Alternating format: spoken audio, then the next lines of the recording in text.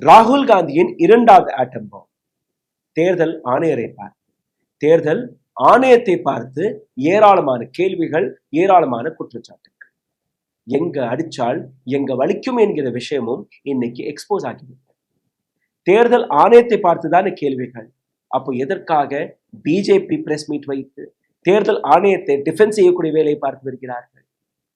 இதுல இருந்து உங்களுக்கு புரிய வரும், பிஜேபியுடைய ரைட் ஹேண்ட், பிஜேபியுடைய பர்மனன்ட் கூட்டணி கட்சி அல்ல கூட்டணி அமைப்பு தேர்தல் ஆணையம் தான். ஒட்டுமொத்த இந்தியாவில் எந்த அளவில் ஓட்டு திருட்டு நடந்து கொண்டிருக்கிறது என்கிற இந்த விஷயத்தை அவருடைய முதல் பிரஸ் மீட்டிலும் கூறினார், இன்னைக்கு இரண்டாவது பிரஸ் மீட்டிலும் கூறினார். ஆனால் இந்த இடத்தில் கவனிக்கக்கூடிய ஒரு விஷயம், ராகுல் காந்தியுடைய முதல் பிரஸ் மீட்டில், ராகுல் காந்தியுடைய இன்னைக்கு அவர் பேசிய பிரஸ் மீட்டிலும் ஏராளமான வித்தியாசங்கள் இருக்கிறது. அன்னைக்கு எடுத்து வைத்த குற்றச்சாட்டுகளுக்கும் இன்னைக்கு அவர் கிளப்பிய குற்றச்சாட்டுகளுக்கும் வித்தியாசம் இருக்கிறது. ராகுல் காந்தியுடைய முதல் பிரஸ் மீட்டில் மகாதேவபுரா என்கிற ஒரு அசம்பிளியை பற்றி பேசினார். 6 லட்சம் வாக்காளர்கள் இருக்கக்கூடிய இந்த அசம்பிளியில் 1,250,000 போலி வாக்காளர்கள் சேர்க்கப்பட்டதாக கூறியிருந்தார். இன்னைக்கு டெலிஷன், மாஸ் டெலிஷனை பற்றி பேசியிருக்கிறார். மகாராஷ்டிராவின் ரஜோரா கான்ஸ்டிடுவன்சி, கர்நாடகாவின் ஆலந்த் கான்ஸ்டிடுவன்சி, இந்த விவகாரங்களை பற்றி கடந்த 4-5 நாட்களாக இந்த நாட்டில் இருக்கக்கூடிய ஏராளமான பத்திரிகைகளும் எழுதி வந்தார்கள். அதுதான் ஹிந்துவாக இருக்கட்டும் அல்ல மற்ற பத்திரிகைகளாக. கர்நாடகாவின் ஆனந்த் கான்ஸ்டிடுவன்சியில் ஏராளமான நபர்களுடைய மாஸ் டெலிஷன், பெயர் நீக்கம் நடந்தது. இதை பற்றின இந்த பிரஸ் மீட் மட்டுமல்ல, ஒரு ஃபேக் ஃபேக்டரி, பிஜேபி மற்றும் தேர்தல் ஆணையம் நடத்தக்கூடிய ஓட் சோரிக்காக தயார் செய்யப்பட்ட ஃபேக் ஃபேக்டரியையும் ராகுல் காந்தி இன்னைக்கு எக்ஸ்போஸ் செய்திருக்கிறார். மகாதேவபுரா கான்ஸ்டிடுவன்சியில் ஓட் திருட்டுக்கான வழிகளை கூறியிருந்தார். எப்படி ஃபேக் அட்ரஸஸ்களை வைத்து, ஃபார்ம் 16 வைத்து, டியூப்ளிகேட் ஓட்களை வைத்து, இது போன்ற விஷயங்களை வைத்துதான் அவர் தன்னுடைய குற்றச்சாட்டுகள் எடுத்து வைத்தார். ஆனால் இன்னைக்கு ஒரு மிகப்பெரிய எக்ஸ்போஜரும் நடந்திருக்கிறது. சாஃப்ட்வேர் வழியாக, இன்டர்நெட் வழியாக ஏதோ ஒரு இடத்தில், ஏதோ ஒரு மூலையில் உட்கார்ந்து கொண்டு இந்த நாட்டில் எங்க வேணாலும் ஓட்டை திருடலாம் என்கிற அந்த ஃபேக் ஃபேக்டரி, ஓட் சோரிக்கான ஃபேக்டரியை இன்னைக்கு ராகுல் காந்தி எக்ஸ்போஸ் செய்திருக்கிறார். இந்த ஒட்டுமொத்த விவகாரத்தை நீங்க பார்ப்பதற்கு முன்பு இந்த விஷயம், அதாவது ஓட் சோரிக்கான 4 முறை வெவ்வேறு நபர்கள் வழியாக வெவ்வேறு இடங்களில் ஓட் சோரி நடப்பது இன்னைக்கு உறுதி செய்யப்பட்டிருக்கிறது. இன்னையோட சேர்த்தீர்கள்னா 5வது முறை ராகுல் காந்தியோடைய பிரஸ் மீட் ஒன்று மட்டுமல்ல, இதே போன்ற ஒரு 5 இடங்களில் ஓட் சோரிக்கான ஆதாரங்கள் கிடைத்திருக்கிறது. இந்த பதிவில் அனைத்தையும் நீங்க பார்க்க போறீர்கள். முதல் பிரஸ் மீட் ராகுல் காந்தி கர்நாடகாவின் பெங்களூர் சென்ட்ரல் மகாதேவபுரா அசம்பிளியை பற்றி அவர் பேசிய போது 6 லட்சம் வாக்காளர்கள், இங்கிருந்து 1,250,000 வாக்காளர்கள் எப்படி சேர்க்கப்பட்டார்கள் என்கிற அந்த அலிகேஷன் வெளிவந்தது. இதில் ஃபேக் அட்ரஸஸ்கள், இதில் ஒரே அட்ரஸில் ஏராளமான நபர்கள், மல்டிபிள் நபர்கள் எப்படி சேர்க்கப்பட்டார்கள், அது டியூப்ளிகேட் ஓட், புதிய ஓட்டர்கள் 18, 19, 20 வயதில் இருக்கக்கூடிய வாக்காளர்கள் ஒரு ஃபார்ம் 6 என்று இருக்கும், அதை தான் நிரப்புவார்கள். ஆனால் இந்த இடத்தில் முதியோர்களும் அதே ஃபார்ம் 6 வழியாக புதிய ஓட்டர்களாக சேர்க்கப்பட்டதாக அதையெல்லாம் கொடுத்தார். அதாவது ஏராளமான எவிடன்சஸ்களை ராகுல் காந்தி கொடுத்த பின்பு தேர்தல் ஆணையம் முன்வருகிறது. தேர்தல் ஆணையம் ராகுல் காந்தியையே எஃபிடவிட் கொடுத்தால் மட்டும்தான் உங்களுடைய அலிகேஷன்ஸ்கள் மீது ஆக்ஷன் எடுக்கப்படும், அல்ல இந்த நாட்டு மக்களுக்கு முன் வந்து நீங்க மன்னிப்பை கேளுங்கள். அதாவது தேர்தல் ஆணையம் ஒரு திருட்டை மறைப்பதற்காக எந்த அளவில் விரட்ட பார்த்தார்கள், எந்த அளவில் ராகுல் காந்தி மீது ஒட்டுமொத்த பழியை போட பார்த்தார்கள் என்று நீங்க புரிந்திருப்பீர்கள். இந்த இடத்தில் சமாஜ்வாதி கட்சி அவர்கள் முன் வந்தார்கள். சமாஜ்வாதி கட்சி தேர்தல் ஆணையத்திற்கு முன் வந்து ராகுல் காந்தியை நீங்க எஃபிடவிட் கேட்டு வருகிறீர்கள், நாங்களும் இதே விஷயத்தை ஓட்டு திருட்டை பற்றி, ஃபேக் அட்ரஸ், டூப்ளிகேட் ஓட்டர்ஸ்களை பற்றி நாங்கள் அஃபிடேவிட் ஏற்கனவே சப்மிட் செய்திருக்கிறோம். அதற்கு தேர்தல் ஆணையம் கூறியது, இல்லை சமாஜ்வாதி பார்ட்டி எல்லாம் எங்கள்கிட்ட எந்த விதமான அஃபிடேவிட்டையும் சப்மிட் செய்யவில்லை. அடுத்த நாள் காலையில அகிலேஷ் யாதவ் பார்லிமெண்ட்டுக்கு வெளியில அங்க இருக்கக்கூடிய பத்திரிகையாளர்களுக்கு முன்பு அவர் சப்மிட் செய்த அஃபிடேவிட், அதற்கு தேர்தல் ஆணையம் கொடுத்த ரிசிப்ட் இரண்டையுமே சப்மிட் செய்து விட்டார், கொடுத்து விட்டார். அதற்கு பின் என்ன ஆனது? அஃபிடேவிட் கொடுத்தால் ஆக்ஷன் எடுக்கும் என்று நீங்க தான் கூறினீர்கள். சமாஜ்வாதி கட்சி கொடுத்த அஃபிடேவிட்டிற்கு பின்பு என்ன நடந்தது? எந்த விதமான கேள்வி, எந்த விதமான பதிலும் கிடையாது. தேர்தல் ஆணையம் தான் போட்ட வலையிலேயே சிக்கிக் கொண்டது. சரி, இரண்டாவது எவிடன்ஸ். முதல் எவிடன்ஸ் மகாதேவபுரா.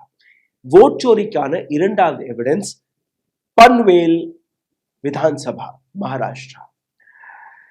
பன்வேல் விதான்சபா இந்த இடத்தில் நடந்த ஓட்டு திருட்டு, இதற்கான குற்றச்சாட்டை காங்கிரஸ் எடுத்து வைக்கவில்லை. மகாராஷ்டிராவில் இருக்கக்கூடிய இன்னொரு அரசியல் கட்சியான PWP, Basant and workers party, இதற்கும் காங்கிரஸிற்கும் எந்த விதமான கனெக்ஷனும் கிடையாது. இப்ப தேர்தல் ஆணையம் கூறலாம், தோர்த்து போனாலே EVM மீது, தேர்தல் ஆணையத்தின் மீது நீங்க குற்றச்சாட்டுகளை எடுத்து வைக்கிறீங்க. ஆனால் இந்த இடத்தில் தேர்தல் நடக்குவதற்கு முன்பே இந்த அலிகேஷனை எஃபிடேவிட் வழியாக அங்க எடுத்து வைத்தார். இந்த இடத்தில் 85,211 டூப்ளிகேட் ஓட்ஸ்கள் சேர்க்கப்பட்டதாக அங்க இருந்த PWPயின் வேட்பாளர் இந்த அலிகேஷனை எடுத்து வைத்தார். என்ன நடந்தது? 85,211 டூப்ளிகேட் ஓட்டர்ஸ்கள் சேர்க்கப்பட்டதாக அந்த எவிடன்ஸை எடுத்து காட்டியதற்கு பின்பு கூட அந்த 85,000 நபர்களுடைய பேர் நீக்கப்படவில்லை. தேர்தல் ஆணையம் எந்த விதமான ஆக்ஷனும் எடுக்கவில்லை. PWP பார்ட்டியை சார்ந்த நபர் தோர்த்து போகிறார். அந்த இடத்தில் பிஜேபி வெற்றி பெறுகிறது. இப்போ இந்த வழக்கு கோர்ட்ல இருக்கிறது. இந்த வழக்கு பெட்டிஷன் எல்லாம் முடிஞ்சு, அந்த கோர்ட் ப்ராசஸ் எல்லாம் முடிஞ்சு நீங்க பார்த்திருக்கீங்களா, எப்படியோ ஒரு 4-5 வருடங்கள் போச்சு. 4-5 வருடத்தில் ஆட்சியே மாறி, தேர்தல் ஆணையம் எந்த பதிலும் கொடுக்கவில்லை. மூன்றாவது எவிடன்ஸ் உத்தரப்பிரதேசத்தில் இருக்கக்கூடிய குந்தர்கி என்கிற இந்த இடம். இங்க நடந்த பை எலெக்ஷன். பை எலெக்ஷன்ல என்ன நடந்தது அதையும் நீங்க பாருங்க. இந்த கான்ஸ்டிடுவன்சி சமாஜ்வாதி பார்ட்டியுடைய ஒரு மிக முக்கியமான ஹோல்டில் இருக்கக்கூடிய ஹோம் கிரவுண்டான ஒரு இடம். இங்க எப்பவுமே சமாஜ்வாதி பார்ட்டி தோர்த்தது சரித்திரமே கிடையாது. சமாஜ்வாதி பார்ட்டிக்கு 2022ஆம் ஆண்டு 16% மார்ஜின் ஓட்டுகள் கிடைத்து அங்க வெற்றி பெறுகிறார்கள். 2024ஆம் ஆண்டு லோக்சபா தேர்தலிலும் சமாஜ்வாதி பார்ட்டி அங்க வெற்றி பெறுகிறது. அதற்கு பின்பு ஒரு பை எலெக்ஷன் நடக்குது. இந்த பை எலெக்ஷனில் சமாஜ்வாதி பார்ட்டி 65% ஓட்டு வித்தியாசத்தில் தோற்கிறது. சந்தேகம். இன்னொரு இன்வெஸ்டிகேஷன் நடத்துகிறார்கள். அந்த இன்வெஸ்டிகேஷனில் வெளிவந்த உண்மை என்ன? இந்த இடத்தில் இருந்த இஸ்லாமியர்களுடைய ஓட்டுகளை பல்க் ஓட்களாக டிலீட் செய்தார்கள். டெலிஷன். இன்னைக்கு எதை ராகுல் காந்தி எடுத்து வைத்தாரோ இதே ப்ராசஸ் உத்தரப்பிரதேசத்தில் இருக்கக்கூடிய குந்தர்கி என்கிற இந்த கான்ஸ்டிடுவன்சியில் நடந்தது. இன்னொரு விஷயம் நடந்தது. ஒரு சில நபர்களுடைய, இஸ்லாமியர்களுடைய ஓட்டு அங்க மீதம் இருந்தால் கூட அவர்களை ஓட்டு போடுவதற்கு மறுப்பு தெரிவித்தது அங்க இருக்கக்கூடிய போலீஸ். அங்க இருக்கக்கூடிய குண்டர்களை வைத்து யாரையுமே வீட்டை விட்டு வெளியே வரவில்லை. மீண்டும் பிஜேபிக்கு லாபம். பிஜேபி அந்த இடத்தில் வெற்றி பெறுகிறது. இதே இடத்தில் இருக்கக்கூடிய 4வது மிக முக்கியமான ஆதாரம், கடந்த ஒரு மாதமாக நாங்கள் அனைவருமே பேசக்கூடிய அதே விஷயம், ஸ்பெஷல் இன்டென்சிவ் ரிவிஷன் பீகார். இதை பற்றி நான் அதிகமாக பேச விரும்பவில்லை. ஆனால் கூட ஒரு சில விஷயங்களை உங்களுக்கு முன்பு நான் எடுத்து வைக்க வேண்டும். BLO ஆபீசர்கள் எப்படி வீட்டிலேயே அந்த ஃபார்ம் எல்லாம் நிரப்பினார்கள். BLA ஆபீசர்களை தாண்டி எப்படி அங்க தில்லுமுல்லுக்கள் நடந்தது. அனைத்தையும் தாண்டி எப்படி 65 லட்சம் வாக்காளர்கள் நீக்கப்பட்டார்கள். இதுவரை உங்களுக்கு நாங்க எடுத்து வைத்திருக்கிறோம். தேர்தல் ஆணையம் இன்னொரு பட்டியலை கொண்டு வந்தார்கள். அதாவது கிளீன் அப் செய்து விட்டோம். நாங்க தவறாக இருக்கக்கூடிய வாக்காளர்கள் அவர்களை நீக்கக்கூடிய வேலையை பார்த்தோம். ஒரு கிளீன் அப் வேலையை தான் பார்த்திருக்கிறோம். சரி, இப்போ புதிய பட்டியல் வெளிவந்திருக்கிறது. இந்த புதிய பட்டியலில் நீங்க பார்த்தீங்கன்னா 4,50,000 வாக்காளர்கள் சேர்க்கப்பட்டதாக கூறியிருக்கிறார். இந்த நம்பர் 1 கோடி வரை போகும் என்று ஒரு கருத்தும் வெளிவந்திருக்கு. இப்ப வரை வெளிவந்த இந்த புதிய வாக்காளர் பட்டியலில் நாங்க ஆராய்ந்தது, சாதாரணமாக தேர்தல் ஆணையத்துடைய ரூல்ஸ் அண்ட் ரெகுலேஷன் படி நீங்க பார்த்தீங்கன்னா ஒரு வீட்டில் 10 நபருக்கு மேலே இருந்தால் அது சந்தேகமாக பார்க்கப்படும். பீகாரில் இது போன்ற எத்தனை குடும்பங்கள் இருக்கிறது? ஒரு குடும்பத்தில் 10 பேருக்கு அதிகமாக இருக்கக்கூடிய நபர்கள் எத்தனை குடும்பங்கள் என்று நீங்க பார்க்கும்போது இதே தேர்தல் ஆணையம் கொடுத்த பதில் படி 16,90,000 குடும்பங்கள்.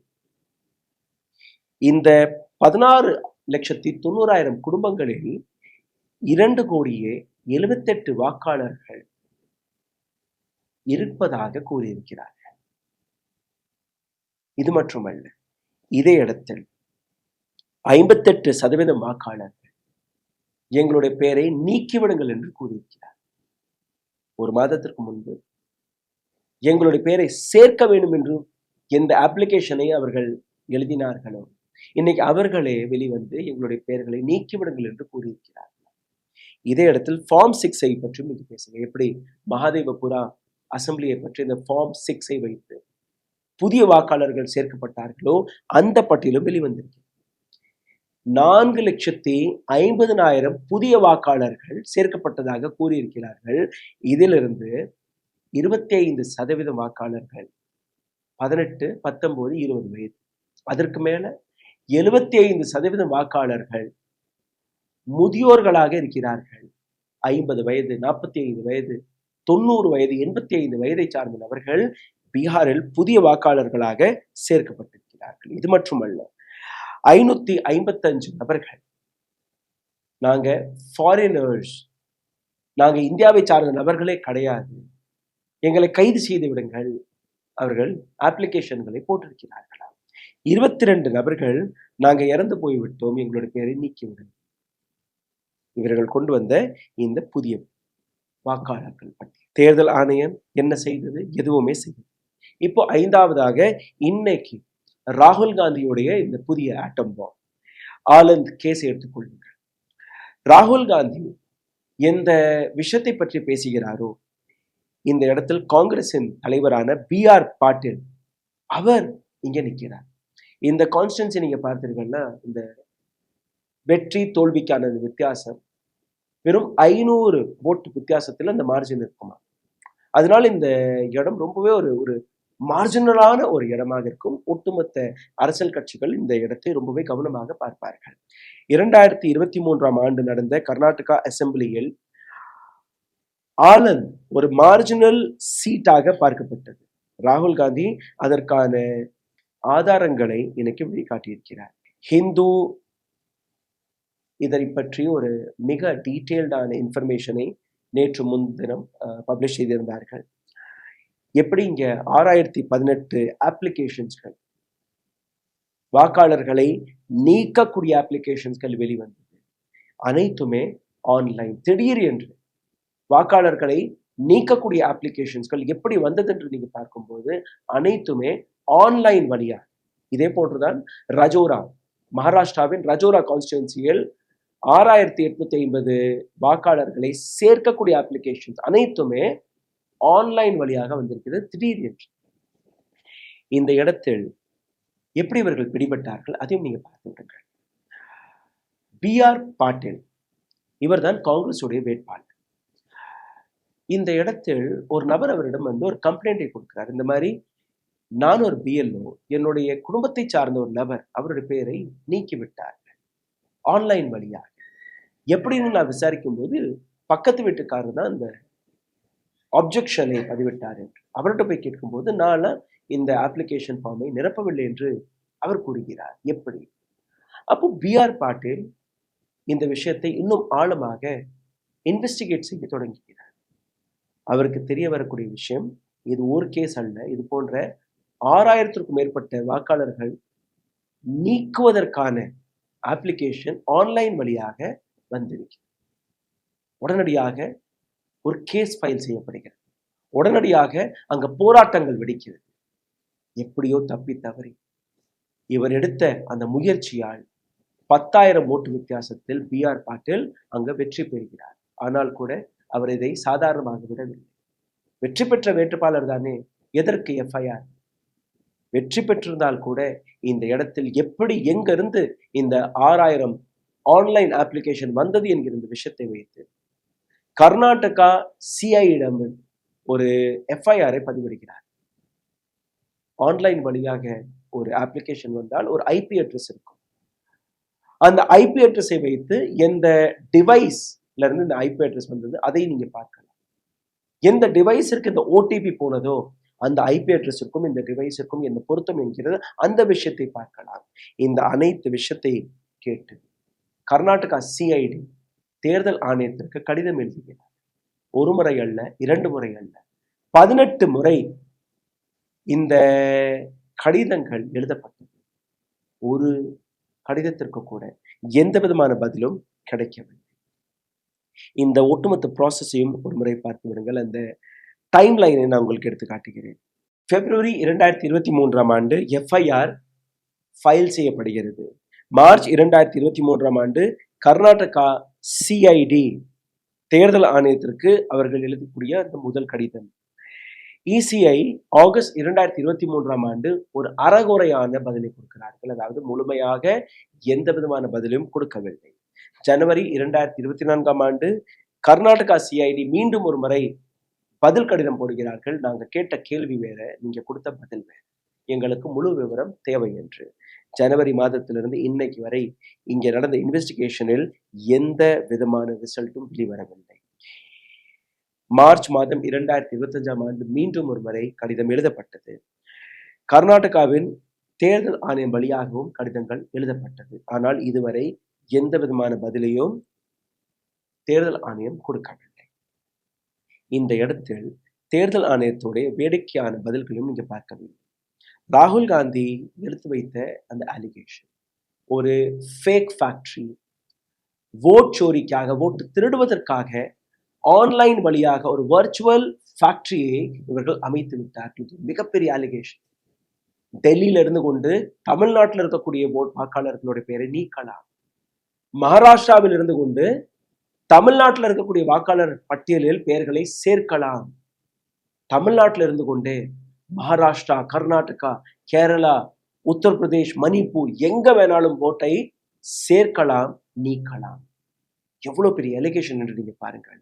ராகுல் காந்தி எழுப்பிய இந்த குற்றச்சாட்டு, இந்த வழியை நீங்க பார்த்தீர்கள்னா, destination IP address, phone number, எந்த போன் நம்பரை பயன்படுத்தி இந்த வேலையை நீங்க பார்த்தீர்கள், OTP, இது போன்ற ஏராளமான விஷயங்களை கேள்வியாக எடுத்து வைத்த பின்பு கூட தேர்தல் ஆணையம் ஒரு பதிலை கொடுத்திருக்கிறார். தேர்தல் ஆணையம் எந்த விதமான குற்றமும் நடக்காது. இதைத்தான் பிஜேபியும் பதிலாக கூறியிருக்கிறது. ஒரு நபருடைய பெயரை நீக்குவதற்கு முன்பு நாங்க நேரடியாக அந்த நபரை சந்தித்து அதற்கான அப்ரூவலை வாங்குவோம் என்று கூறியிருக்கிறார்கள். சரி, அப்போ இதே ஆலந்து எப்படி FIR போடப்பட்டது? நாங்கள் தான் FIR போட்டிருக்கிறோம் என்று இதே தேர்தல் ஆணையம் கூறும்போது, பாட்டீல் அவர்கள் 6000க்கும் மேற்பட்ட votes இங்கே நீக்கப்பட்டதாக எடுத்து வைத்த அந்த குற்றச்சாட்டு, B.R. பாட்டீல் எழுப்பிய குற்றச்சாட்டிற்கு பின் எலெக்ஷன் கமிஷன் ஆஃப் இந்தியா எதற்காக அந்த FIR-ஐ ஆக்செப்ட் செய்தார்கள்? அப்போ உங்களுடைய ஸ்டேட்மெண்ட்லேயே கான்ஃபிளிக்ட் இருக்கிறதா இல்லையா? இந்த இடத்தில் if there was no manipulation, then why there was an FIR? முதல் கேள்வி. If you have filed an FIR, why are you not taking an action? ஏன்னா தேர்தல் ஆணையம் தான் இந்த FIR-ஐ போட்டதாம். அப்ப நீங்க தான் இந்த FIR-ஐ போட்டிருக்கீங்கன்னா எதற்காக ஆக்ஷன் எடுக்கவில்லை? எதற்காக எந்த கேள்விக்குமே நீங்க பதில் கொடுக்க மறுத்து வருகிறீர்கள்? 18 முறை உங்களுக்கு கடிதம் எழுதப்பட்டது. 18 முறை கடந்த 2.5 வருடங்கள் ஆகிவிட்டது. பிப்ரவரி மாதம் 2023ஆம் ஆண்டு ஃபைல் செய்யப்பட்ட இந்த எஃப்ஐஆர் இன்னைக்கு 2025ஆம் ஆண்டு செப்டம்பர் மாதம் 18ஆம் தேதியில் நம்ம இருக்கிறோம். இன்னைக்கு வரை எந்த விதமான பதிலும் கிடையாது. 2.5 வருடமாக நீங்க அமைதியாக இருக்கிறீர்கள். ராகுல் காந்தி இதே விஷயத்தை எடுத்து வைத்த உடனேயே அடுத்த 1 மணி நேரத்திற்குள் தேர்தல் ஆணையத்துடைய ஒபிஷியல் பதில் கிடையாது, அன்ஒபிஷியலாக சோர்சஸ்கள் வழியாக இந்த பதிலை நீங்க கொடுக்கிறீர்கள். 1 மணி நேரத்தில் பிஜேபி இதற்கான பதில் கொடுக்க முன் வருகிறது. அப்போ சந்தேகம் உறுதி செய்யப்படுகிறதா? 4 உதாரணங்களை நான் உங்களுக்கு எடுத்துக்காட்டேன். மகாதேவபுரா, உத்தரப்பிரதேஷ், மகாராஷ்டிரா, பீகார், இன்னையோட சேர்த்து 5வது ஆனந்த். சிந்தித்து பாருங்கள், எந்த அளவில் இந்த நாட்டில் ஓட்டு திருட்டு வழியாக ஆட்சியை பிடிக்கக்கூடிய வேலையை பார்க்கிறார். தேர்தல் ஆணையம் இந்த நாட்டு ஒரு அரசியல் கட்சிக்காக அனைத்து வேலையுமே பார்த்து வருகிறது. இந்த வீடியோ உங்களுக்கு பிடித்திருந்தால், நான் எடுத்து வைத்த டேட்டா இன்ஃபர்மேஷன் உங்களுக்கு பிடித்திருந்தால் உங்களுடைய கருத்துக்களை கீழே பகிர்ந்து. எங்களுடைய வீடியோக்களை கடந்த 4 நாட்களாக முடக்க தொடங்கிவிட்டார்கள். இது போன்ற தகவல் உங்களிடம் வந்து சேராதபடி உங்களுடைய ஒவ்வொரு லைக், ஒவ்வொரு ஷேரும் இந்த வீடியோவை லட்சக்கணக்கான மக்களிடம் கொண்டு போய் சேர்க்கும். இதை தாண்டி எங்களை சப்போர்ட் செய்ய நினைக்கக்கூடிய நபர்கள் கீழே இருக்கக்கூடிய UPI ID வழியாக உங்களுடைய ஆதரவுகளை தெரிவிக்கலாம். நன்றி, வணக்கம். ஊடகம் கார்ப்பரேட் அரசியல்வாதிகளின் கைப்பாவையாக அடிமைகளாக இருந்தது போதும். இனி சாட்டை எடுத்து சுழற்றும் நேரம் வந்துவிட்டது. ஊடகம் பொதுமக்களாகிய உங்களுக்காக, உங்களாலேயே இயக்கப்பட வேண்டும்.